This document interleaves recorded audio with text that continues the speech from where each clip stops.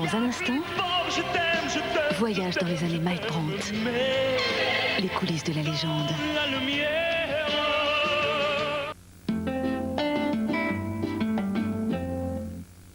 Quand les enchères sur vos photos sont aussi appétissants, c'est le nouveau film Fujicolor Super G+. Il faut le toucher pour le croire. Je n'ai jamais été aussi heureux. Tu reviens nous chercher dans 1 heure? Ah, 1 heure. Et comment je fais, moi? Pas de panique. Voici le nouveau Monsieur Propre pour un brillant plus facile. Là où d'autres accrochent, le nouveau Monsieur Propre fait briller encore plus facilement.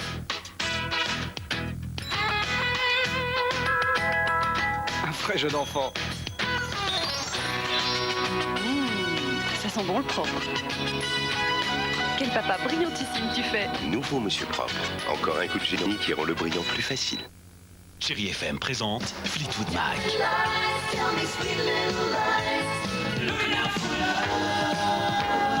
Tous leurs tubes sur un même album. Vous reconnaissez pas mon t-shirt préféré? Normal, je suis tombée. Mais demain, il sera beau comme avant. Action 2, votre linge n'a pas fini de vous plaire.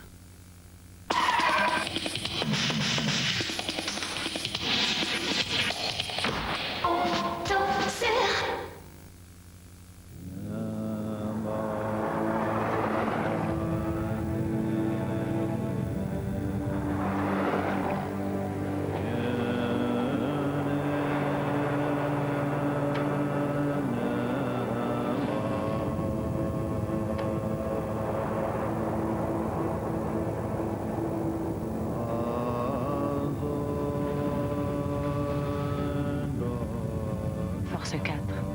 La force est à l'intérieur. Rien que d'y penser. La nuit, c'est encore meilleur. Mon Magnum et moi, on est plutôt de la nuit. Une soirée sans Magnum, c'est comme une nuit sans étoiles. Pleurnicher en croquant mon Magnum, j'adore. La première fois, dans le noir total, ça fait bizarre.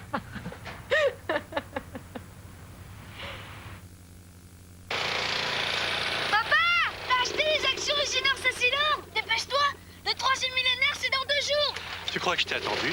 86 francs l'action. Devenez actionnaire du 3e millénaire. Usinor Sassilor. Ensemble, forgeons le 3e millénaire. Si j'ai été le meilleur sur 200 mètres, ce n'est pas par accident. Je suis le seul à rester parfaitement droit dans les virages, bien en ligne. Alors quand ils m'ont dit que pour la première fois au monde, une voiture pouvait en faire autant, que c'était la seule capable de virer totalement à plat, la nouvelle Citroën Xantia Activa, je leur ai dit, vous voulez rire? Si une voiture peut faire ça, moi je me fais moine.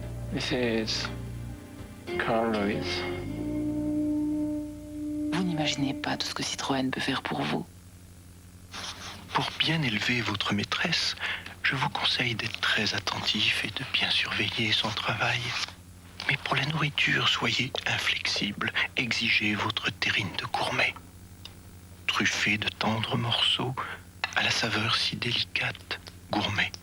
Le menu 3 étoiles.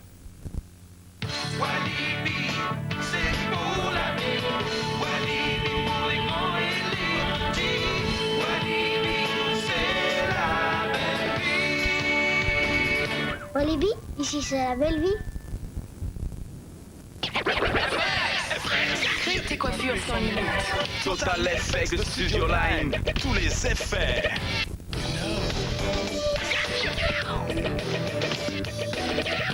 Tous les bienfaits.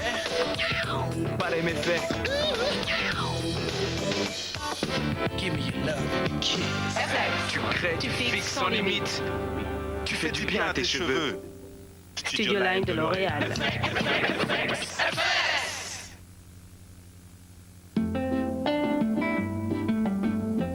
Mes amis, je vous écris cette lettre parce que les nouvelles ne sont pas bonnes. Je suis seule et j'ai peur. Sacha est loin, il est à l'armée. Vous me manquez. Vous vous rappelez, à Paris, vous m'aviez dit « On sera avec toi pour tes 20 ans ». Mes 20 ans, c'est dans 15 jours. Vous ne tiendrez jamais votre promesse. En pleine guerre des 6 jours, leur dernier espoir, c'est l'amour. Sophie Marceau et Richard Berry pour Sacha, mardi 20h50 sur TF1. TF1. Avec Big Mat, matériaux et conseils pour la construction et la rénovation, vous présente La Boxe. Jean-Baptiste Mendy, un styliste d'exception, un palmarès impressionnant. Son objectif, le championnat du monde à la rentrée. Mais avant ce grand défi, le Lituanien Bilius se dresse sur sa route. Le deuxième choc de cette soirée en direct de Thiers, Yoma, notre spectaculaire champion d'Europe des superplumes, défend son titre face au frappeur russe Alexandrov. Soirée boxe, Mendy, Bilius, Yoma, Alexandrov, mardi 22h55 en direct sur TF1.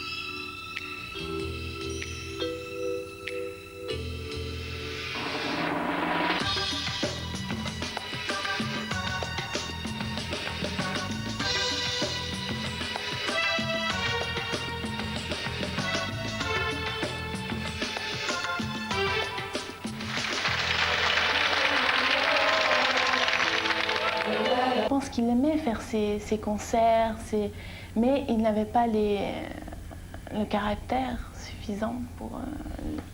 comment dire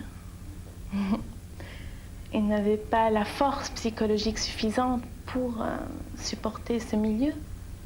Donc je pense que c'était terrible pour lui parce que il savait que c'était le seul moyen de faire ce qu'il aimait, c'était d'être dans ce milieu, le show business. Mais quelque part, il ne pouvait pas le supporter. Il y avait une forme de pureté chez Mike et que finalement, il n'a pas supporté tout l'environnement professionnel qu'il avait. Il ignorait la méchanceté, il ignorait l'agressivité et il souffrait très souvent de ce qui pouvait être écrit et dit sur lui. Il avait l'impression qu'il était le mal-aimé. Mal aimé de la profession et trop aimé du public. On peut imaginer ce qu'était pour un jeune Israélien en France, Mike Brandt, cette pression du show business qui l'empêchait en fait d'être lui-même. Il n'était pas le seul, hein. C'était pareil pour toutes les vedettes du show business qui avaient des contrats très précis avec des producteurs, qui en ont fait des vedettes et qui étaient obligés d'assumer ces contrats. Faut pas trop qu'elles s'en plaignent d'ailleurs ces vedettes parce qu'elles gagnaient énormément d'argent. Et je pense là à ce mariage médiatique extraordinaire au niveau des médias, des unes dans toute la presse, les radios en direct et même à l'époque le peu de télévision qu'il y avait, c'est le mariage de Sheila, Annie Chancel avec Ringo Willy Cap, alias Guy Bell. Annie, voulez-vous prendre comme époux Guy pour l'aimer fidèlement tout au long de votre vie? Oui. Le show business et les médias étaient très très contents de refaire le coup du mariage si sympathique de Sylvie Vartan et de Johnny Hallyday qui était quelque chose d'énorme dans la deuxième partie des années 60.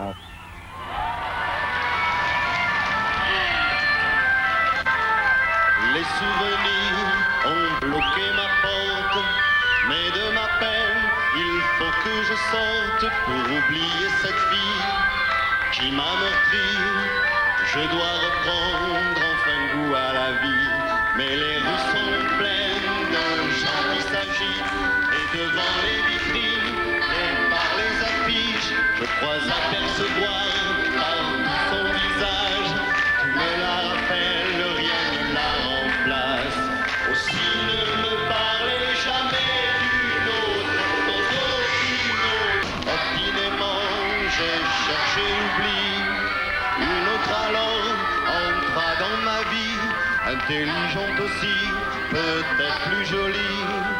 J'ai cru l'aimer, être enfin guéri, mais la plus belle n'est pas toujours la meilleure, et mon nouvel espoir n'était qu'une erreur, car à travers ses gestes, à travers son corps, je cherchais toujours celle que j'aime encore. Aussi ne me parlez jamais d'une autre, d'aucune autre,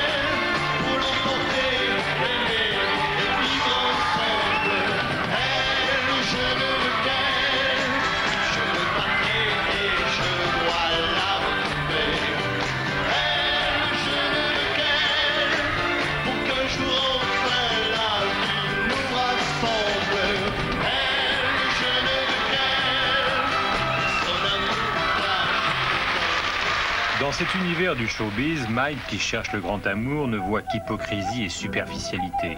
Il ne trouve pas sa place. Il développe un fantasme que lui interdit son statut de star, une famille, des enfants dans une ferme avec des chevaux. Mais il a signé son pacte avec le succès qui l'éloigne à chaque tube davantage de son rêve. Moi, je me souviens un jour, dans le sud-ouest, un spectacle. Il y avait une jeune fille qui est arrivée, elle avait 6 ou 7 ans, et lui a tendu un bouquet en disant « Tiens, Mike ». Elle faisait comme ça « Tiens, Mike ». Et il l'a fondu en larmes. Il a pris dans ses bras et on a vu le fibre paternel quelque part. Moi, je le voyais très en père à ce moment-là. Et je lui ai dit, mais pourquoi est-ce que tu ne fais pas un enfant? Tu fonds complètement lorsque tu vois un enfant. Regarde avec cette fille. Et il m'a dit un peu rêveur, oui. Et puis la minute d'après, évidemment, c'était non. Il avait tout. Les belles femmes, l'argent et les succès, des belles chansons et tout. Mais intérieur, il était très modeste, très correct et naïf aussi. Et il m'a dit, une fois, il m'a dit, Tzvi, je vais acheter une ferme, cheval, poulet, vache, et je vais vivre comme une fermière. Ça, c'était son rêve. J'ai toujours vu une Bible à côté de son lit, où qu'il se trouve, dans Paris ou ailleurs. Disons que dans ses déménagements, c'était la chose que l'on remarquait en premier. Il pouvait être très gai, très drôle, il avait un humour incroyable. Il pouvait être très triste, très renfermé, très introverti. Il avait deux facettes en fait, il était très paradoxal. Il lui arrivait de rester dans un coin, prostré, pendant 10 minutes, un quart d'heure. Et quand on lui demandait pourquoi, toujours c'était des réponses vagues, c'est rien, ça va passer. Et il pouvait aussitôt crier de joie, comme un enfant à la sortie de l'école, spontanément comme ça, et crier très fort et sembler heureux comme personne ne peut l'être dans un milieu comme le nôtre, de façon aussi inexplicable et inattendue. Et je pense que ces espèces d'opposition-là étaient déjà... Il propose de le produire, il n'hésite pas, quitte Charles Tallard et Gérard Tournier pour le rejoindre. Mike, comme je vous le disais, avait le culte de la cellule hébraïque et il a rencontré un personnage qui ne faisait pas partie du métier de la chanson, qui s'appelait Simon Weintraub, et qui voulait Mike. Et il voulait Mike à n'importe quel prix. Et c'est très exactement à ce prix-là qu'il l'a eu. Donc j'ai su tout de suite que j'allais perdre mon artiste, pas seulement pour des raisons financières, mais parce qu'il y avait un attrait hébraïque qui fait que Mike a retrouvé sa famille d'origine. Il adorait son pays. Il était très sensible à la politique de son pays. Il entretenait avec Israël des rapports très difficiles. Je pense que c'est des rapports que peut avoir une mère avec son fils, une mère qui a été un petit peu possessive, avec un fils qui a besoin de s'émanciper et de partir à l'étranger.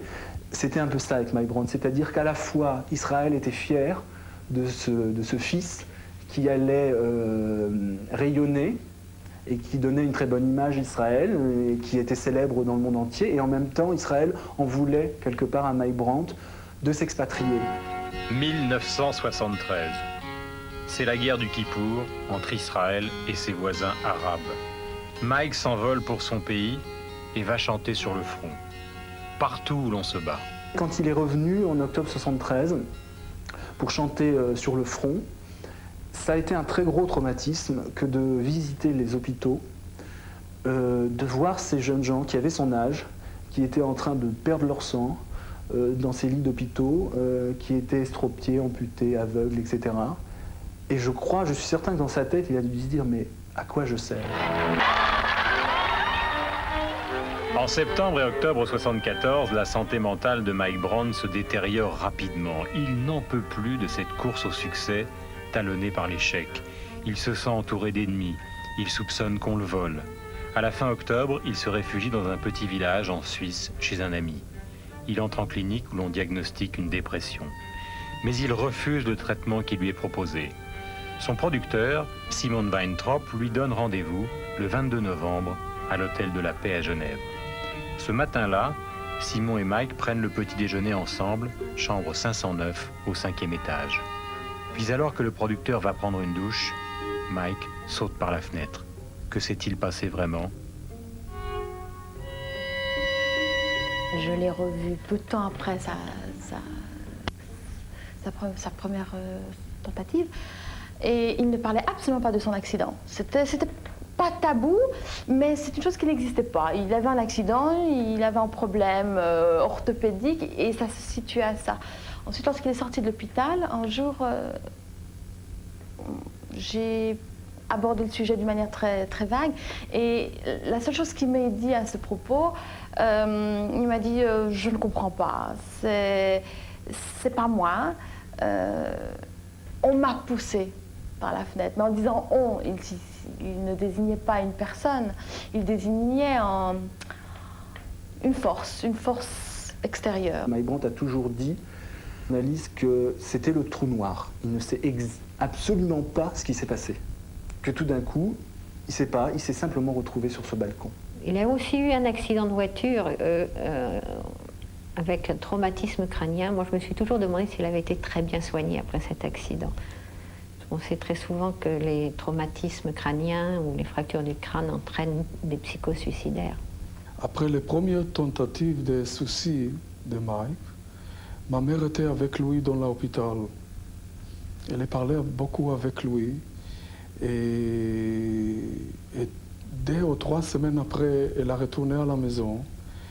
Et elle m'a dit, Tzvi, je ne peux pas comprendre comment mon fils il supporte les show business.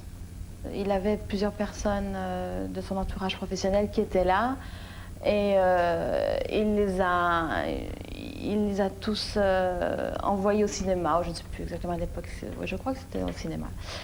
Et lorsqu'ils sont partis, juste après que la porte ait été refermée, il a fondu en larmes, il s'est mis à pleurer, il a crié en disant qu'il ne supportait plus ces gens, que tout le monde profitait de lui et qu'il n'en pouvait plus. Tellement de force en soi, de dire ça n'allait pas. Moi, je voulais carrément finir avec ma vie. Là, c'est la porte ouverte, c'est le début d'une réponse. Mais lorsqu'on le nie tout le temps, eh bien, ça veut dire on nie son problème, on nie son stress, on continue à en souffrir, mais la cause elle-même, elle n'est pas guérie. Donc le mal continue et hélas, après, il a réussi son coup.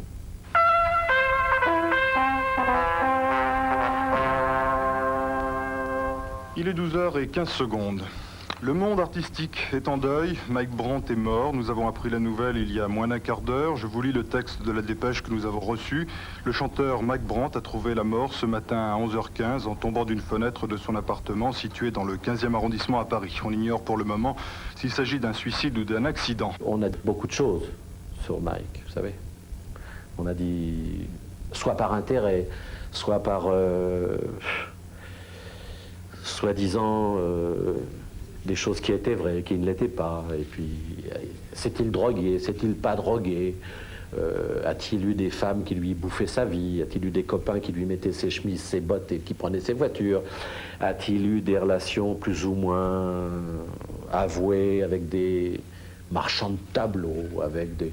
Vous savez, on raconte n'importe quoi quand il s'agit de médiatiser des choses et d'impressionner un petit peu au passage. Ça coûte rien et puis ça gêne pas. Mais non, c'est pas bon. Lorsqu'il est mort, même après une tentative de suicide, à la deuxième tentative de suicide, je me suis dit que c'était pas clair. Ça, c'est dans mon esprit, je le ressens comme ça. Son producteur s'est retrouvé suicidé avec une balle dans le bois de Boulogne, bizarrement placé. Ses éditeurs ont disparu aussi mystérieusement. Il avait des comptes en banque très curieusement dans des pays étrangers. Moi, je dis qu'il y a un mystère. Oui, un mystère. C'est comme un mythe. C'est ces destins qui se brisent comme ça, alors qu'on ne sait pas pourquoi, on ne comprend pas. Et je pense que le mystère qui entoure Mike, ce mystère attire terriblement. On a envie de comprendre. on peut faire un portrait psychologique, on pense savoir, mais quelque part il y a toujours un mystère qui plane. On se demande pourquoi en fait.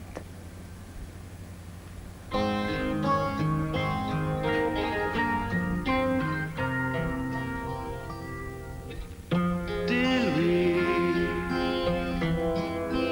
fais ça pour moi, dis-lui que le jour sans elle me semble moi long.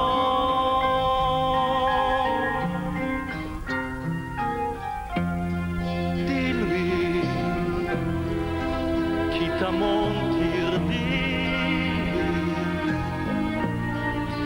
que je réalise qu'elle avait